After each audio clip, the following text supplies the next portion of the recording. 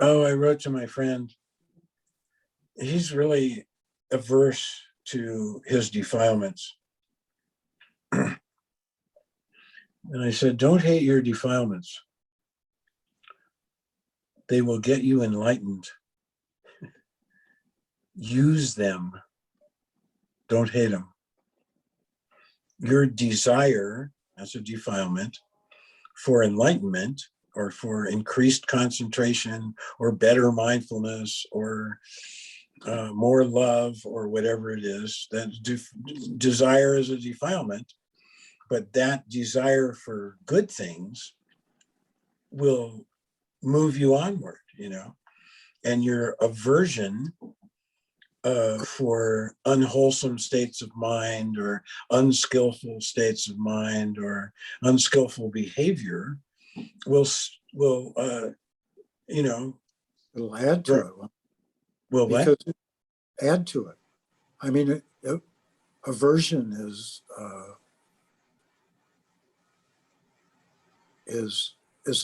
a defilement also. That's my point. You're fighting defilement with defilement. No, you're using defilement to its best possible advantage. You have the aversion. So I said it wrong. Oh. Yeah, I'm sorry. No, that's all right. The aversion to misconduct will make you be better. If you don't like it, I don't like when I act like that, or I get angry or something, then that aversion will encourage you to not get angry. So it's a kind of a wholesome form of aversion. You don't like bad conduct and you want good conduct. So your aversion steers you away from bad conduct and your desire moves you towards good conduct. I don't know. I was just thinking when the guy said he hated his defilements. Yeah. Hate itself is a defilement. Yeah. So you're defiling, you're multiplying it instead of getting away from it. Yeah, heaping insult on injury. Yeah. But I mean, until you're an arhat, you have defilements. So you have to deal with them, and also you can use them. The Buddha said the desire for enlightenment is the one fortunate attachment. It's desire, but it's for a good cause. It's got a good object, a wholesome object. So it's a defilement of sorts, but directed towards good things. Am I wrong, Monte? Well, what happens is, let's say we have a pain and then we have aversion to the pain. What happens is that the pain doubles or triples. Like when I was talking about the pain in that doctor's office, it was 5 if I was mindful, but if I was pushing it away, it became, a 7 or 8. Mm-hmm. So aversion like doubles the pain. That's mental pain. So you're having a physical pain, but then the aversion to it is mental pain. And so we're, the enlightened people basically don't have any mental pain. And so they're happy because of that. They may have physical pain, but there's no mental pain there. Yeah. So it's kind of like a mosquito bite is just a very small kind of irritation, but we basically we tighten the entire body the aversion to the mosquito, we get up, we move, we leave, the Wave room, your arms the around. area. Yeah, we're doing all these, moving our bodies and tensing up and getting angry. All it is a very, very little, irritation, but Yeah. the aversion to it is gigantic. Yeah. So Yeah.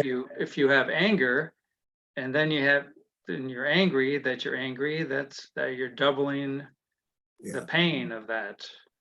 Or if you have greed, overwhelmed with greed, and then you don't like that, then that aversion is on multiplying on top of that. So Yeah, skillfully, we just note it. I think I'm thinking more philosophically probably than, Oh, if you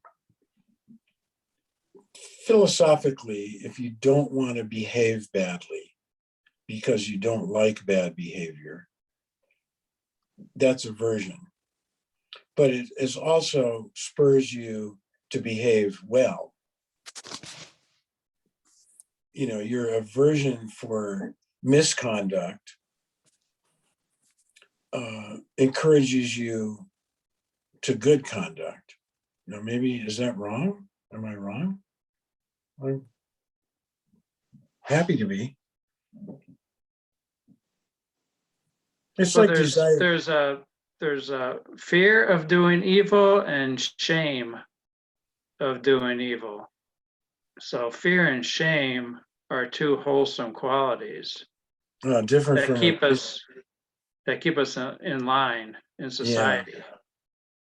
So we don't want to steal something because we would get caught and thrown in prison. So there's a fear of doing something bad. Then there's a shame. Of being You're accused of being a thief, or your family name goes down. Your friends disown you. Yeah. So there's a shame there, or why we dress so that in a polite way. We're not running around. Everyone's not running around naked. So Yeah. we have a shame over the body in public. So it's like, okay, so shame of doing fear and shame of doing evil are wholesome. Yeah. Speaking of evil, is it a constant, or does it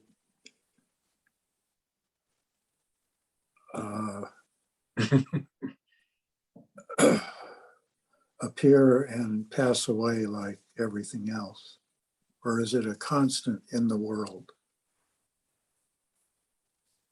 No, it arises and passes away. It's impermanent.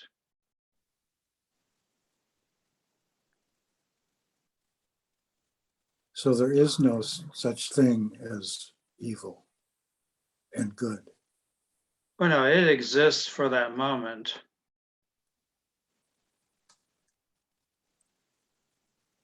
So it's real. So good is real, evil is real, but they're impermanent. And yet they're always in the world. Yeah, but they're arising and passing away and changing and morphing and, Is their basic nature changing?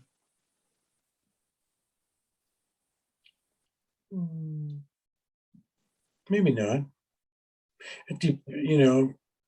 Then they're Depends. permanent. Well, no, they're only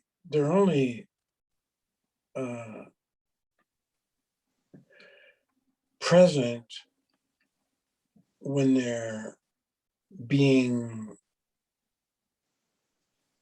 experienced by beings. And, people are sometimes evil and sometimes good, Sometimes they might do something good and then they get angry and do something evil. and that evil wasn't there when they were doing something good. It arose based on conditions, and it doesn't last forever. It passes away. And yet it has. There's always been. Yes.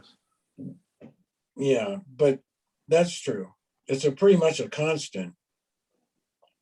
The presence of evil and good are constants, conceptually constants, but they're being acted out in all. They only exist in the actions of beings.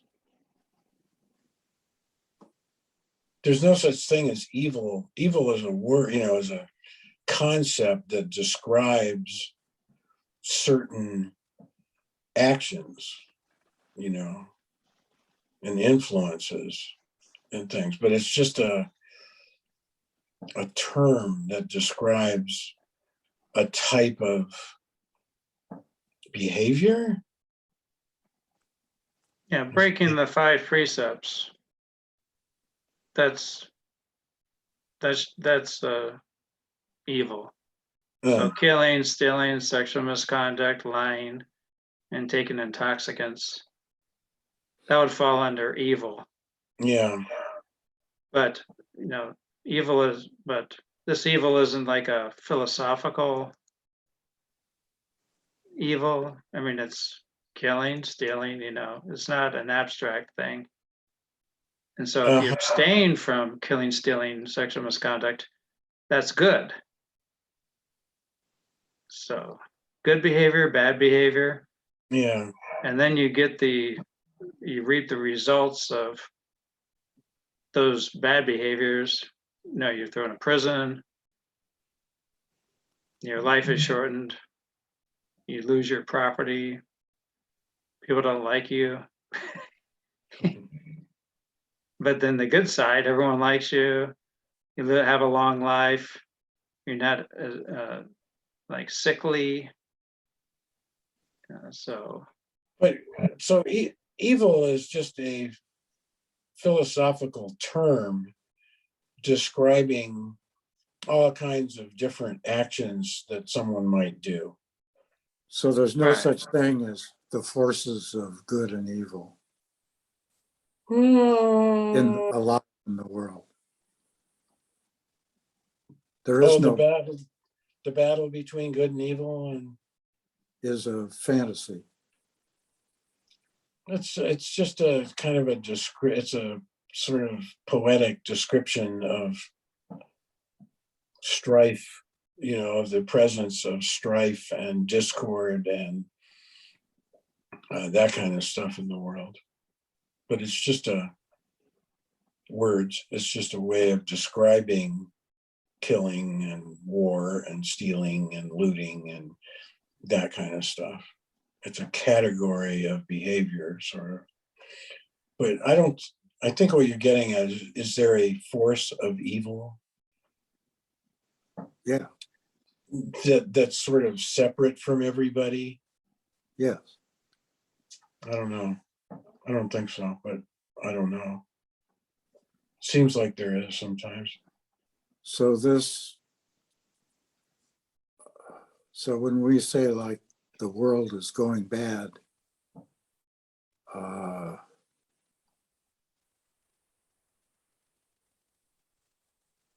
and it's because people's behavior is deteriorating. But it's in the air, it's catching, it's contagious.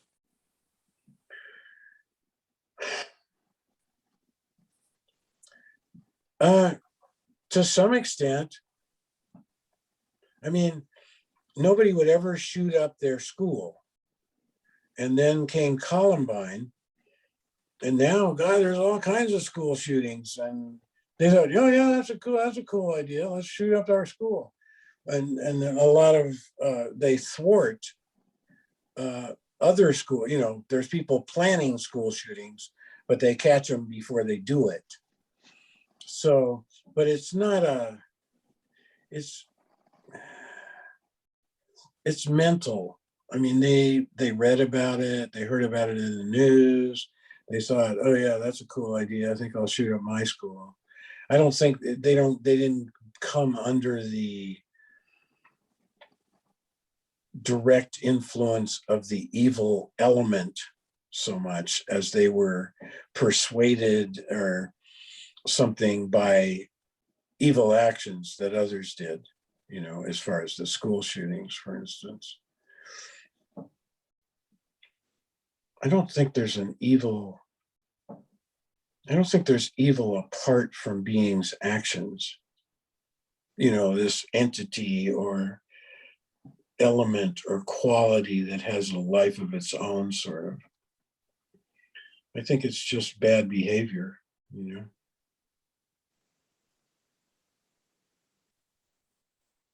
Yeah. Yes.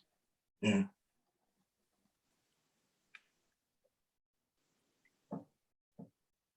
And when there's a battle between good and evil, it's like the poor, hardworking, nice people are being pillaged and raped and burned and attacked by the, warrior clan or insurgents or whatever they are, and it's just that is described as the battle between good and evil. It's bad people trying to take advantage of weaker, less vicious people, The would be like an example of the Lord of the Rings. You got the elves and dwarves and going against the are you there? Yeah, I'm getting a phone call, and for some reason Okay.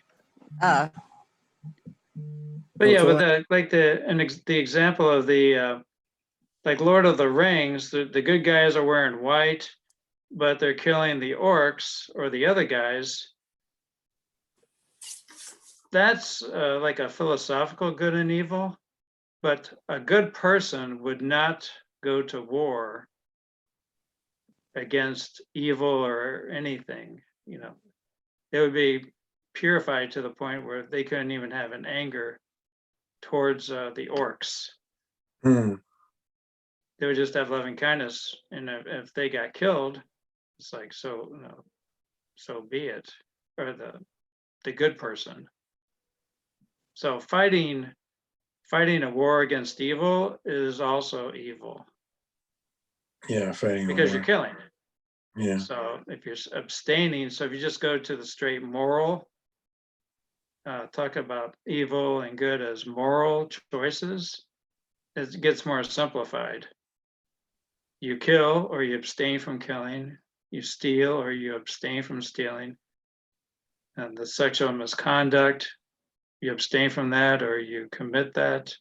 You lie or you just tell the truth. You take drugs or you don't take drugs. That's I don't know. That's the simple. And get out of the philosophical side. Yeah. So good is just reactive. No, you make a choice and a determination. Well, and it's a natural choice for the enlightened person.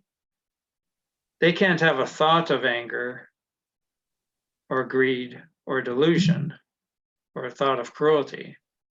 It's impossible. Their mind is purified. And that's the ultimate state. And they're actually happy. There's no mental pain. All the mental pain is gone. Destroyed, uprooted.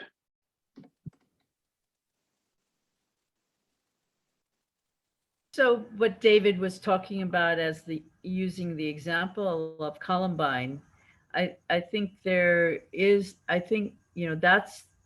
a really good example of a evil or dark thought form. I think thought forms can take on a life, almost like a being, and they become contagious. sort of like Trump's group with the idea that the election was stolen. So that thought form gathered, and took up location in a lot of people's minds, and then resulted in activities to uh,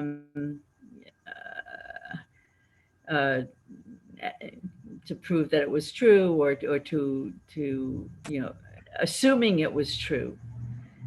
But I think then what you're saying is that if your mind is purified enough, then these thought forms, these an evil or dark or negative thought form, it can't take hold.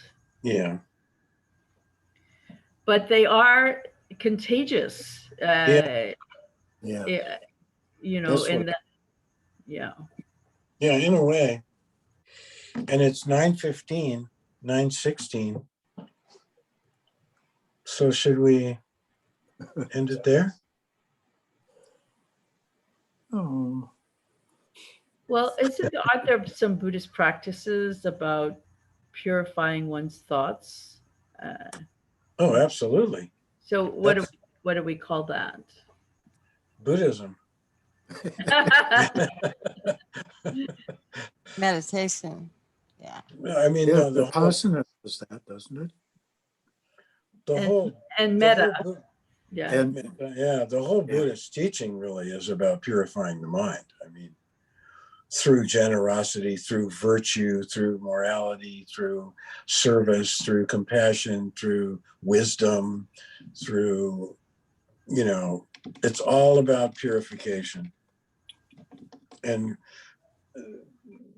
as people ascend the paths and fruits, the morality, the defilements fall away or are eroded, and the morality increases, and the ultimate realization is no defilement, no immorality, purified mind. Purified of what? Well, I mean, it can only be purified of defilements or inadequacies, meaning greed, hatred, and ignorance. That's all you can get rid of. I mean, Well, I that. think maybe there are other types of unwholesome mind states that one, that beyond those three categories. Well, but if you get rid of the greed, the hatred, and the ignorance, those other mind states won't arise. They're constituted by those unwholesome tendencies. And if you don't have those tendencies, no unwholesome mind states. That's a really powerful point. I agree. Yeah. It's all about purification. And it comes down to what you think, say, and do. And you start out, if you're a beginner, new to this kind of thing, you start out disciplining yourself, okay, well, I'm not going to kill and steal and all that kind of stuff. And I want to be a nice, I'm going to be more generous, and I'm going to help at the soup kitchen, and the old lady downstairs, I'll take out her trash for her because she can't. And I want to, you discipline and train yourself. But if you rise through the purifications, the paths and fruits, the attainments of higher realization, you lose it. Then morality and good behavior and everything becomes more and more natural. And in the end, it's all you can do. You can only do good things. You can't do bad things. You don't have any hatred. You don't have any lust. You don't have any ignorance. So you don't even do things because you're stupid. You just do either nothing or good things.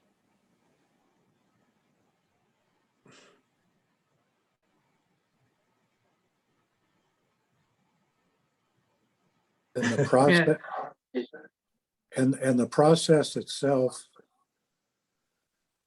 leads to the passing away of the defilements and naturally. Yes. That's Buddhism. You know, that's what the program is. So shall we leave it there? And Thank you. let's try and send metta to everybody in our group, and everybody out there who isn't in our group, who, you know, is suffering and experiencing anxiety and financial problems maybe, and illness and all that. There's plenty of room for more good well wishes in this Well, world.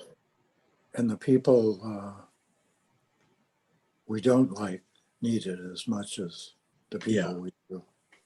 Yeah. I didn't say people we liked. I just said people out there. Yes. No, Yeah. Yeah. Somebody asked me, which is worse?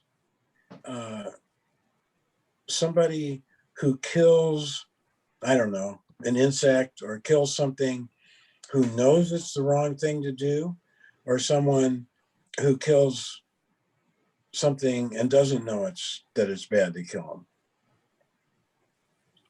Which has the worst karma? Which gets the worst result from killing? Bante? Oh, yeah, I know. The He's first smiling. I know. I know that Okay. one. Well, the answer is the person that knows it's bad to kill Sure. is better off, you know, has a less severe, even though he kills, has a less severe karma come from it. Because at least he knows it's wrong. A person that kills and doesn't even think it's wrong, they're really far gone, you know. Oh, now thank you for clarifying that, because I was almost equating that with the, you know, you see an ant and you walk over and intentionally stomp it, but we might just do it without any intention. You didn't know it was on the sidewalk. We kill those things all the time. That's different. That's yeah. Okay. Okay. Yeah, if you're walking somewhere and an ant comes under your foot and dies, you didn't go out walking thinking, oh, I'm going to find ants to stomp on and kill. You were just going to the park. You weren't out to kill, you know, intention. Right. But if you see a bug and you hate that bug, and you go and you get something and you squash it, you were intentionally killing it. You know you're killing it, and you want to, and you got the device to do it with, and you killed, you know. So you're talking about, a murderer who knows it's wrong, but they're going to try to get away with it, compared to like some psychopath who doesn't even know the difference between right and wrong. Is that what you're, okay. Yeah, sort of. I mean, it's an extreme example. Yeah, if you know it's wrong, you're better off than the person that doesn't even think it's wrong. Oh, I'll just kill But the it. person you kill is still going to be dead. Yeah, no, the action's the same. But the psychopath has less worse karma than the psychopath has worse karma than the one who intentionally kills. So a cold-blooded, calculating killer has better karma than the psychopath that kills. That's kind of hard for me to understand. No. Me too. No. Isn't that what you're saying? That's like a child, someone doing something they don't know. If somebody doesn't know the difference, who accidentally shoots his playmate with the gun from his dad's dresser, you know. his intention wasn't to do that. If his intention wasn't to do that, he's just playing with a gun and it goes off. But Then isn't that the same category as a psychopath who just like is delusional and doesn't know? So yeah, wouldn't no, the it's homicidal planner, isn't that it's guy's got the worst karma? it's different in that he doesn't even have the presence of mind to know what he's doing or whether it's good or bad or not. He's so far gone. Right. Someone who does something, let's not use killing necessarily, or killing an ant or something, and they go, oh God, I killed that ant. And they are trying to restrain themselves from killing beings and feels bad about it and didn't, it's not, geez, I wish I hadn't done that or something. There's some redemption there. Someone, I hate ants. I kill them every time I see them. I keep a can of Raid around, and whenever I see an ant, I kill them. They're very far away from restraining themselves or feeling, they don't feel bad about killing the ants. I hate those things. I don't want them in my kitchen. I kill them every time I see them. I mean, I know, I've known a number of people like that. Whereas, somebody else who tries to sweep them up and throw them outdoors or something, but kills some in the process, maybe, there's a big difference. Or even someone who kills them, oh, that ant, and then they go, and then they feel remorse about it, and they know it wasn't nice to do it. They feel bad about killing. They're way ahead. They have. What if someone just wants the ants? Sorry, out of their kitchen? Like you're not. Well, it seems like a difference, and yeah. Well, I mean, that's a yeah. tough one. And then they're not even aware they're killing. And that's really bad. Okay. No, I don't want to. Oh boy. That's really bad. Yeah. Not even aware of what they're doing. It's just, no, get rid of them, No, the more aware of what you do, and and Bhante brought this up earlier, shame and moral dread, the Buddha said, for one with no moral shame, there is no holy life.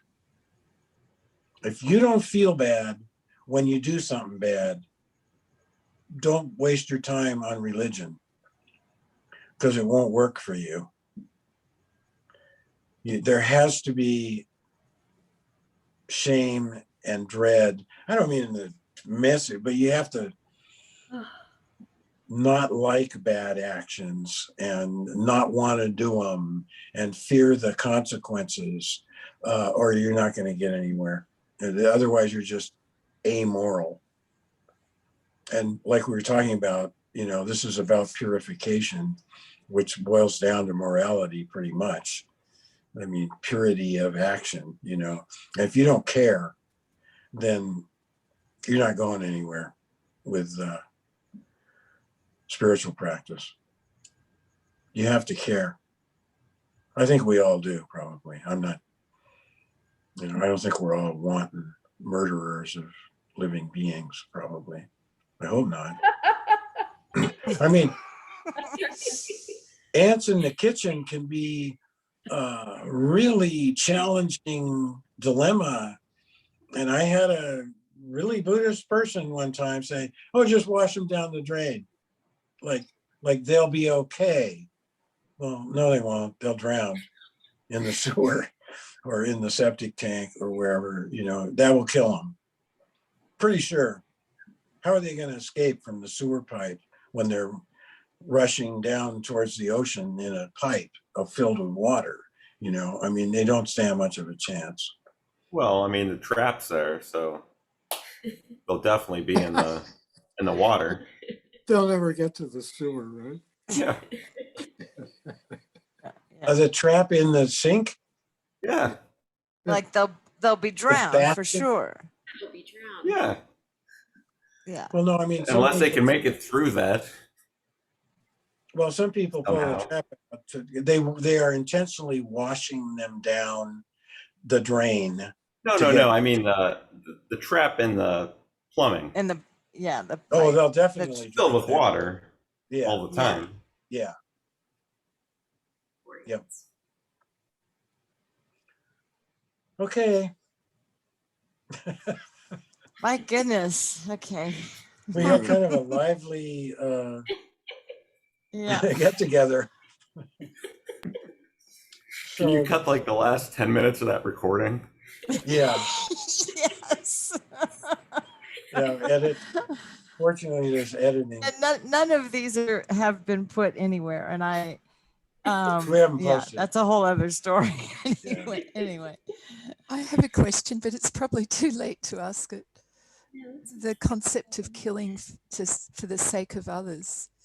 I Oh, guess ideally To you save- find other way To save save your others neighbors. to save more people. Yeah, to save your neighbors from the axe murderer, you shoot him. I mean, God, I can't imagine doing it, but Yeah, that's a for another time. But that Yeah. is a dilemma. yeah, That's very much a dilemma. You know, if you find somebody attacking and killing someone, mm, and you can grab them, you know, well, but you can grab them without killing them. I don't know. Shooting the axe murderer that's killing everybody at the barbecue next door. That's a real dilemma. or maybe we can discuss it another Grief. time. Yeah, we'll talk about it. Thank you. Okay. Love Thank you all. you, everyone. See you again. Nice to have See you, ya. Bundle. Bye. Okay. Good night. Nice. Good night. Thank you.